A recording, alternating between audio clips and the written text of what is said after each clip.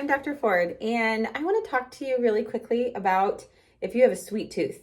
So if you have a sweet tooth, a lot of times people will come to me and like, I just crave sugar. I have a sweet tooth. I need to avoid carbs.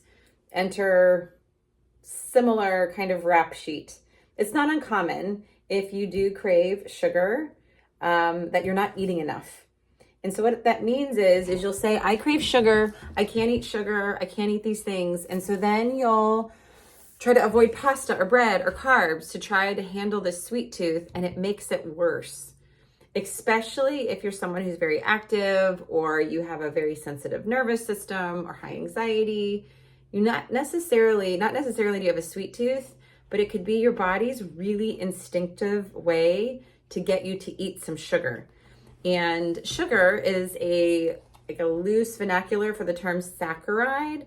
Saccharide is the technical term for types of carbohydrates, and there are mono, di, and polysaccharides. They're broken down really simply in either the mouth or the stomach or the small intestine, and they're quick energy.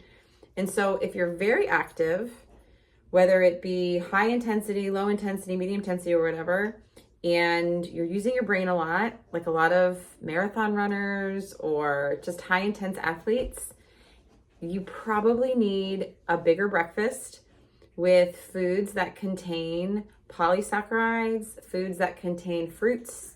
Those are going to be your disaccharides, foods that contain really simple sugars, which is not a bad thing. And so a lot of times people say, well, I'm trying to avoid sugar to get rid of my sweet tooth. And that restriction can breed obsession. And so meeting with someone that can understand how food can be very scientific, but there also can be a lot of pseudoscience. And because everybody eats, because everybody has a story with food, everyone has their own perspective and own spin on it. This is where I like to fall back on, what does the science say? But then also I am curious about your story, and I'm curious how you experience the world and how you experience food. And let's make it a little bit less scary, and let's figure out how to find foods that can help you feel like you're not addicted to sugar.